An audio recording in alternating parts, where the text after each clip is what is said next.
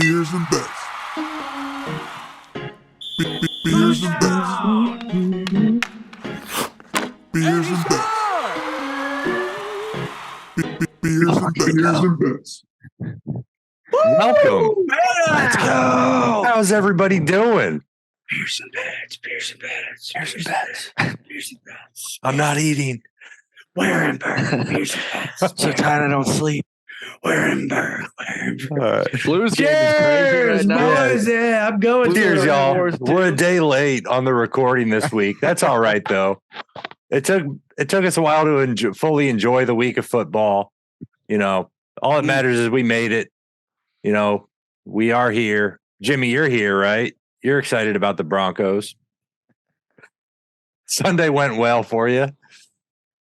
1-9. Hey, listen, man. They're not that bad. I'm not really like. No, I'm talking about fantasy. Listen. Oh, your fantasy team, the fantasy football update. All right, go. Hey, let me tell you something. The weekly. This year, it's just been, well, Is it rigged? it's rigged, and 100%, man. I mean, I feel like I wanted to give away the reins the right way. If you're gonna lose, get killed, right? Don't just lose. Like, you don't want to lose in the championship. That's the spirit. And I don't want to. If I won this year, I would have to take everyone. Everyone would want to leave the league.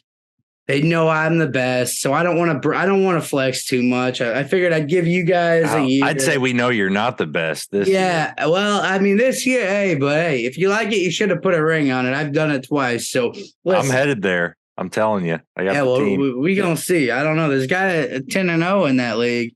I think he'd beg to differ. And Seahawks, yep. Let me tell you out. something, man.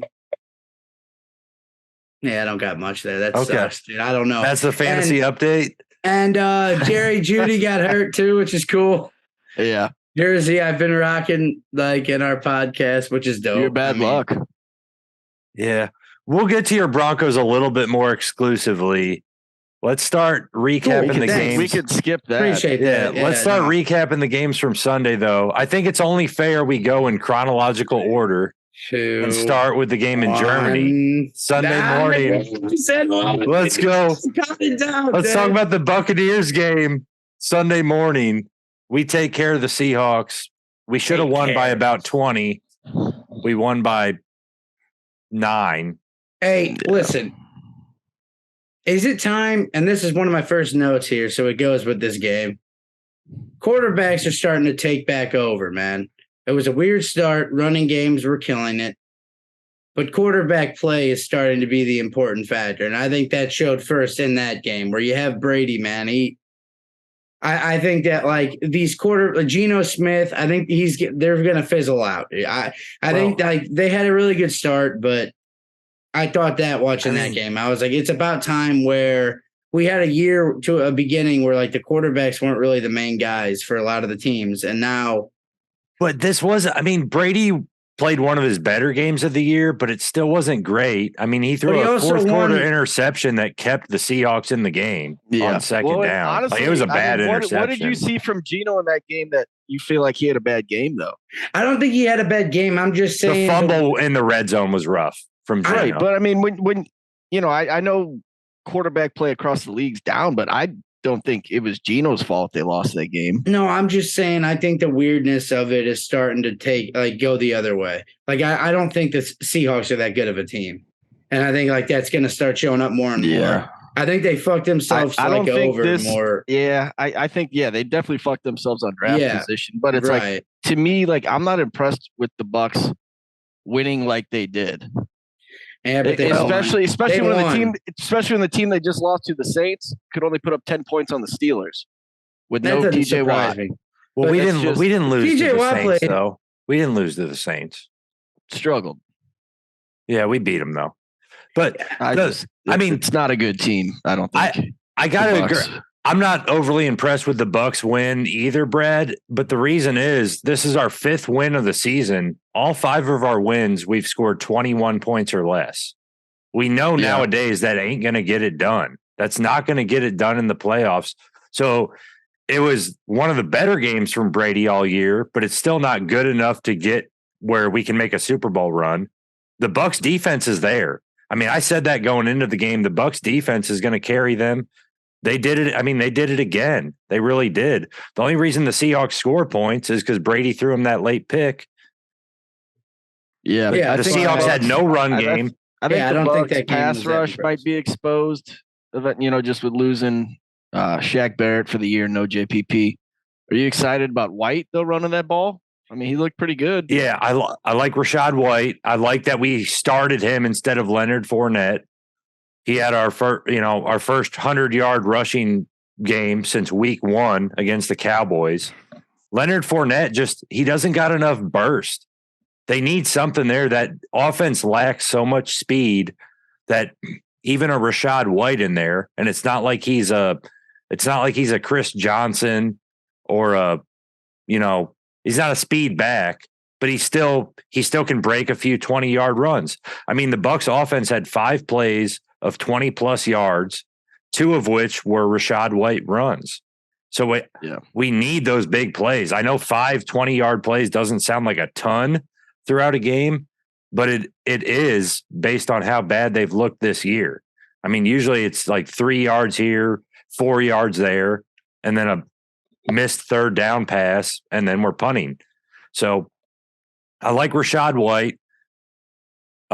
Big shout out to the other White on our team, Devin White. His father died hours before he boarded the flight to Germany, and he has 2 sacks, a forced fumble, the strip sack on Geno Smith, and 8 tackles. He wins Defensive Player of the Week. So shout out to him for getting on that plane and playing a great game right after his dad died.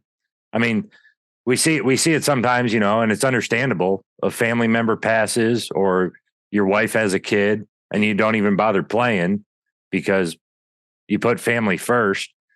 But we all know on this podcast, it's football, family, and then the third F, faith. I don't know if we follow through on the third F on this. Might go to like food or something. I have faith in certain things. Food.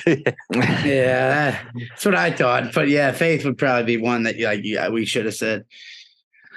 I think that's just a given, with what we talk about. Like they know Christ is a big part of our lives. Like we don't really, that wouldn't have to be listed. It is a big thing in football. As weird as it is, and it's like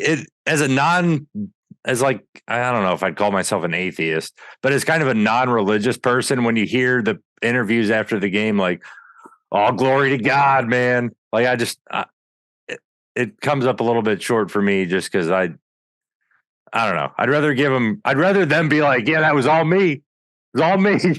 Yeah. I got the job done out there." Well, or be cocky about God bless me to run that football, baby. That's what I do. Well, we had a lot of good games, though. I thought, that.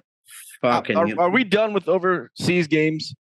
I don't know if that's enough minutes on the Bucs. Because you guys made that flight difference seem like no big deal last week, and then Seahawks, who've been a pretty good offense, don't score a point in the first half. I was like, it's that flight difference. I don't think it was the flight difference. I think our defense is just that good. No, they're not. Both those teams are lame. That secondary is average. The D line's solid. Yeah, they're wow. The front 7, I guess I should say. Yeah, I like that. I think we got a solid defense. They've been a very large part of all 5 of our wins this year. I mean, when you score 21 points in all 5, 21 points or less in all 5 of your wins, that tells me your defense is. I feel like our defense is better than that defense. Tells me you're a bad team. I feel like Denver's defense is they're like incredibly good. I mean, we shut down Henry. I think it was 7 for I know. I had money on the Broncos. Man. I know. Yeah, I got whomped that first hour, man. That was one of the more depressing after like early afternoons. Yeah, Jimmy, we might as well get your team out of the way quick then too, because the Broncos spent 45 minutes on the Bucs. The fuck, they were getting popcorn ready. They had taken care of business in the first half. They shut down the Titans' offense. The game did start with 8 punts in a row in the first quarter, which was kind of funny going through the box score and seeing the Titans and Broncos combined for 8 punts in the first quarter, and that's all it was. No turnovers, a couple first downs, 8 punts. That's a game's worth of punts in the first quarter. I mean, yeah, Russell Wilson, I can't even talk about him in a non-biased way, but I'm just speaking the truth at this point. I don't like him, and he's just not that good. He's not that good anymore. I mean, it was magical at times in Seattle, but it won him one Super Bowl. I think it's just the receiving now too. I mean, with no Judy, all you have is Cortland Sutton. That's literally it. I mean, but KJ Hamler hurt too? Because he didn't even show up. I haven't seen him. It's all these no-name. It's Virgil Green. He's a tight end, though, isn't he? No, they need Tim Patrick back. Virgil. His last name's Virgil. But yeah, no, I think it was an ugly game. I thought the trick play. I've never seen a flea flicker actually work that well in the NFL.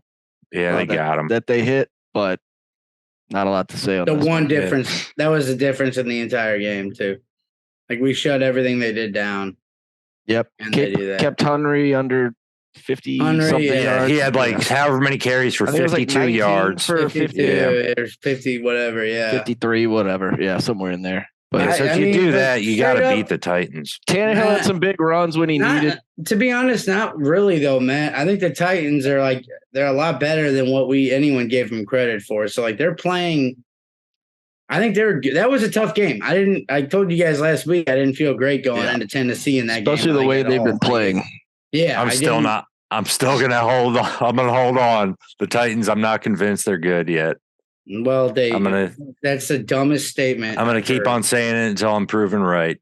Titans are not good.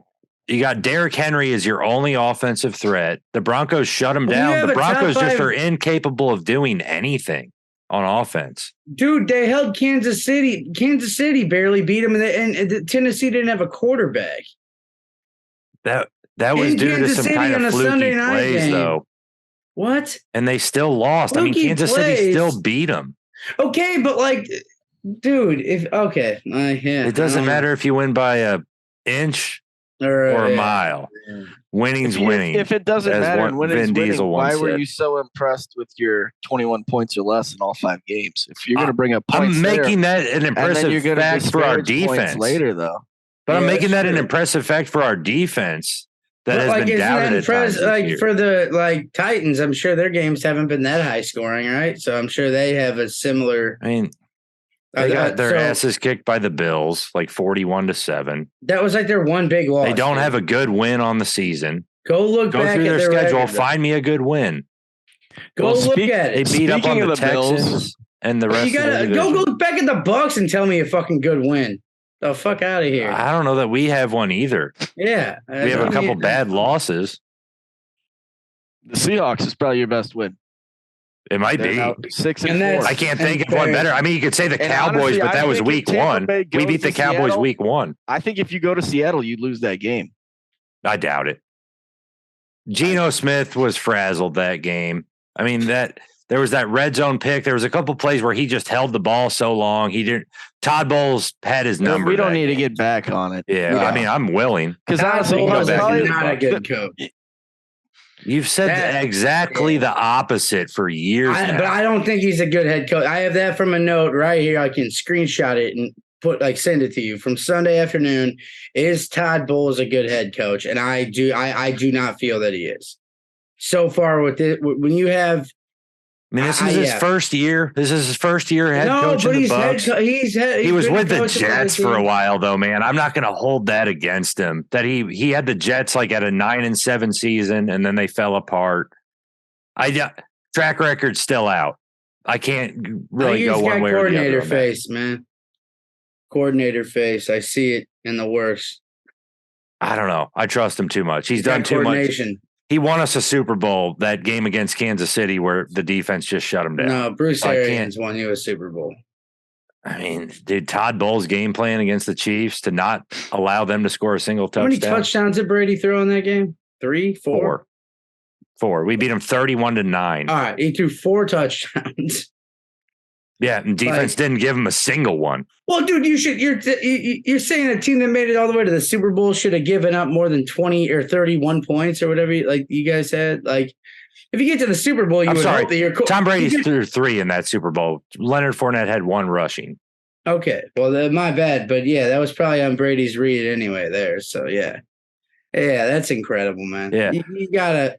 But if you watch the Bucs this year, it's not Brady that's winning them these games, Jimmy. Obviously, it seriously is. They've been under 21 points, but we touched on it last week. But Brady won that game for him.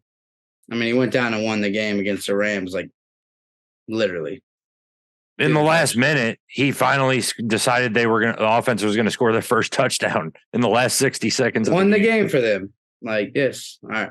Yeah. Defense won the first 59 minutes. Brady does his part the last 60 seconds. Congrats. They won Tom. the minutes. Brady won the game. I'm glad he got divorced because he is 2-0 since divorce. For as good as you think your defense is, you're not even top 12 against stopping the run. And that's supposed to be your strength on defense. As a team this year, you're 13th in the league in yards per game rushing. When you have no Akeem Spence, that makes an impact. All right, dude. No one wants. We can go down now. We can do the whole first 40 minutes on the Bucs. We can go first 40 minutes. All right. Bucs have won 2 in a row. We're in first place. Did anyone see the fucking Justin Jefferson fake the injury during the celebration? Mm-hmm. Yeah. Yep. But did you not know it was fake when it was happening? Is my question. I thought it was real, and I was like, that is the douchiest thing. Yeah. Because when he gets hurt one day, man, I don't know. That's just bad karma. That's dumb. You got to read the dude though, because he's kind of gimpy, but he's continuing to celebrate. So if his hamstring's really hurting him that bad, you think he's just gonna fight through it to continue his celebration? He kind of looked up at the guy and was like, "No, but and like, so it didn't look like he completely like it. It looked, I mean, he sold me definitely, but I think." If that was my play, on fantasy wise or anything, I'd be like, whoa, what the fuck are you doing? Because now players might go hit him low when they're getting blown out by him because the way he dances. And it's like, dude, that was weird to me. I was not a fan of that. Catch of the year?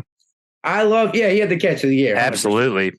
The catch of the year, that was the best catch I've ever seen. Better than Odell's for sure. Well, it was Odell's, but. Just a big time game, dude. Yeah. Just a big time game from Jefferson because every play he made, they really needed to win that game. Yeah. Kirk Cousins now has 5 fourth quarter comebacks this year. You like that? The Vikings are 8-1. So I will continue to be hesitant to believe in Kirk Cousins, but he has had quite the year. And the Vikings they're probably my second. I'm still going to go with the Eagles as my top team in the NFC, but I'm putting the Vikings right below them. And I don't really see there's not too many teams you could put above the Vikings and the Eagles.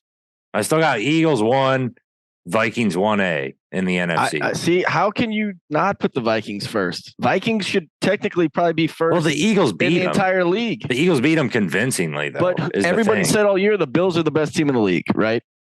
I have until this point, yeah. And everyone thrived. Kirk Cousins looked good.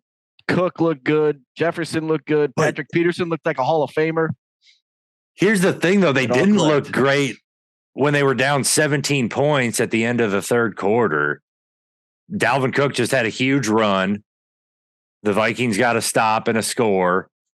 And then they got another stop and a score. And then they went to have the potential game-winning drive, and Kirk Cousins couldn't make a quarterback sneak from the 1-yard line. And then the Bills fumbled on the 1-yard line on a QB sneak to completely change the game. So I don't know. I don't worry too much about the Bills in that loss, other than Allen's got to get his shit together a little bit with the turnovers. I'm not worried about the Bills being a worse team because of that loss. I just think it's all on Josh Allen, and we've seen what he's capable of. He just needs to delete those couple boneheaded plays a game from his resume. They've kind of started showing up a lot lately. They have in the last 2 weeks against the Jets and then against the Vikings. He's blew them both of the last 2 games. They've really been all on Josh Allen. Yeah, I'm more disappointed than angry. I like those Josh Allen. 2 picks, ice in that game. You think Patrick Peterson's a Hall of Famer? I'd have to look at the stats. I'd have to honestly look at the stats. I think he's beat borderline. Me just like giving you an answer off the cuff. Yeah. Borderline. Because he's one of the better corners of the last 15 years. but I don't know if he's good enough to be Hall of Fame level. Yeah, how many touchdowns does he have? Patrick Peterson in his career? Yeah. I'm going to say 5 because he's a speed guy. He has punt returns. Punt returns. I bet he has like 8 returns and 4 punt returns. 6. What's the answer, Jimmy? Do you got it? No, I told him the real. Yeah, 2 interception 6 returns and 4 punt returns in his career. Okay. So we were all close on our guesses. But I was curious because I kind of thought he might be, and I was surprised when I pulled up that Pro Football Reference. You know how they rank everybody's career based on championship, all that. He actually came in slightly higher than Richard Sherman. The next closest corner is I disagree a little bit. And then Rondé Barber. Yeah, but Patrick never had the help that Sherman had, dude. Like Patrick Peterson and the punt return, the punt return game too adds like He ran the ball a little bit. He caught the ball a little bit. You change the game in multiple ways rather than just Sherman playing on one side, yelling a lot. Like If he's not there, he's very close. That's kind of where I land on Patrick Peterson. It's tough to make the NFL Hall of Fame. You said it right there. Rondé Barber's not in the Hall of Fame. He was an outstanding player for 20 years. What's funny, and to get back to that comparison, is if I don't know what's wrong with the Bills' ability to finish games, but if they are just do what the Patriots did on the 1-yard line in that Super Bowl, the way Brady was able to get out, that's all you had to do, and you can't do that. You just got to have the snap. If the snap gets in Allen's hands, obviously he's going to get out of the end zone. That's it. It's as simple as that, man. But the center got the ball in his hands. It wasn't like the center snapped it off his hamstring or something. He literally popped it up to his hand. And that's the difference between Sherman maybe being a Hall of Famer and not being. If that happened in a Super Bowl, in that situation after Malcolm Butler gets that interception for the Patriots, dude, and they can't get the ball off the 1 yard, they fumble it into their own end, and then a touchdown. If a Super Bowl ended like that, dude, wild. Are you kidding me, man? Man, you can't even it's insane when you talk about Hall of Fame numbers. You bring up Sherman with the Super Bowl. If he had 2 in those numbers, then he's in. So that could have been the difference. Yeah, man. Because that was the craziest play I've ever watched. Between that and the catch that Jefferson had, it was that.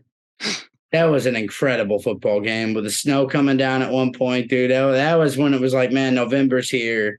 We got football, dude. That was a lot of fun to watch for sure. Those early window of games were really, really good on Sunday. Lions Bears was fun. Yeah. Everything but that for Broncos. 2 teams that have nothing to win, basically. Kneecaps. My Justin Fields stock that I've been holding on to is starting to rise a little bit because I did say he was my favorite quarterback in that draft class. I kind of kept quiet about it because of how bad he's been. I was you said it to who? I mean, I had him over Trevor Lawrence and Zach Wilson and Trey Lance, and wouldn't you take him above Mac Jones? Throw him in there. Yeah, that's quite the fucking class. You're really going on a limb here. I don't think a year ago I said this. I don't think he can handle running the ball and taking the hits he is. He took a huge shot at the goal line this week. We saw how quickly Cam deteriorated trying to play that same game. I don't think he has many years to figure it out before he's physically done then. He needs to add some tools to the toolbox, I think, is what you're saying. It's nice to have that in your bag, though, when you can run for 160 yards. Cole Kmet, dude. It's not like he has a ton to throw the ball to right now either. Cole Kmet. There's worse wide receiving duos than Mooney and Claypool. Yeah, I think maybe the Texans. The Texans have Cooks and I don't even. Can we name a second Texans receiver? I mean, you could argue the Lions. Amendola. Dude, Amon-Ra. And then who though? And his DJ Shark, Khalif Raymond. It's about the same, but Amon-Ra is you'd put Amon-Ra above Claypool and Mooney, wouldn't you? Khalif Raymond used to go to my gym. I think those two complement each other well. Like the Browns, Cooper and Donovan Peoples-Jones. I might take the other duo over the name. You like Peoples-Jones? Oh, just for a certain race of people, Peoples-Jones is a pretty good name for tan like people. It's just pretty solid there. I like that, man. I know what joke you're thinking about. Yeah, I always like that. I always like the hyphenated last names, man. It's always funny. Like, sounds like the Key and Peele skit, basically. Yeah, I haven't seen that one, but yeah, it always cracks me up. So moving on from the Vikings Bills, Jeff Saturday. Aaron Rodgers. Oh, okay, we can go there. We can go Jeff Saturday beating the Raiders. Impressive win. Yeah. He's a good dude, man. I like Jeff Saturday. He's one of like the media personalities. It's hard to like really hate him. And I hate a lot of them on ESPN. He's up there with Booger in my book. I like Booger too. Of course. Yeah, you like everyone that I hate. Yeah. I got a Booger Boo. The worst.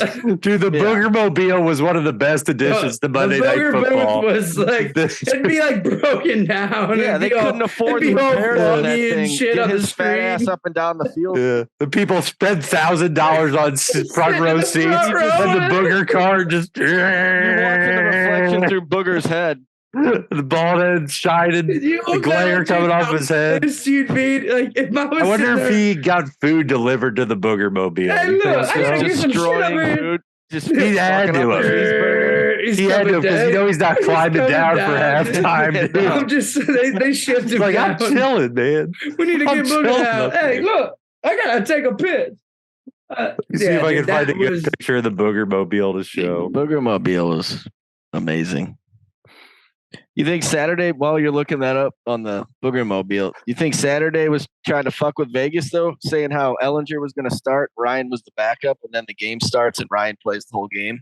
Probably. He was probably trying to play. Yeah, I would say that. You know, I thought, because dude, and I was one of them, when they did that, did we even talk about that in last week's podcast? Like, what is it? I missed out researching Booger Mobile. Them hiring Saturday. Because I think it happened on like Friday before the game. So right, it was pretty late. It was the weirdest thing, and like I'll never.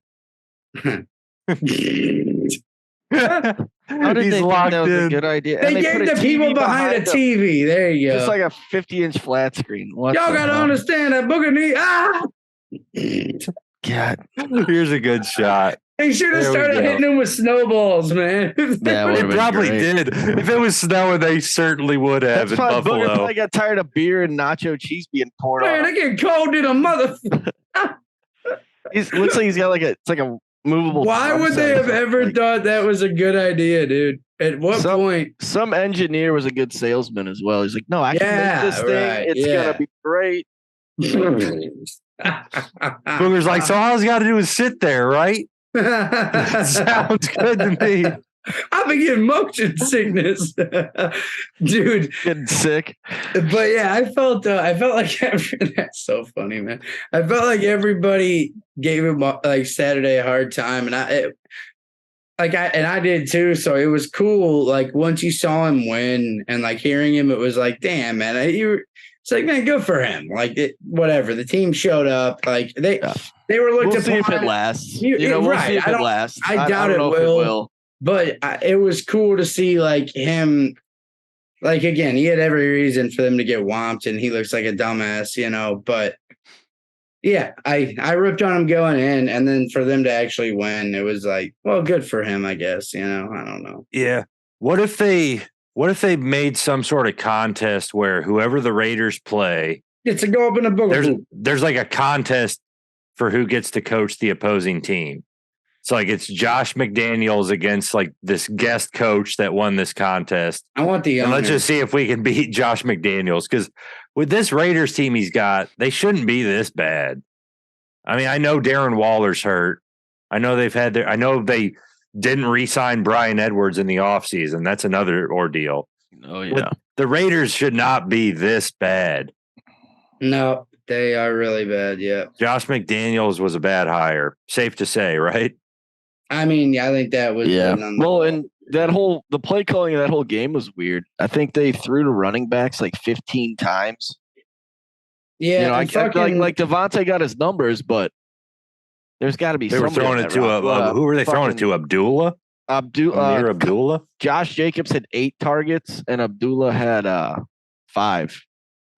6. So, I don't know, somebody else mixed in there. But when Mac Hollins and Foster Moreau they're fucked injury wise.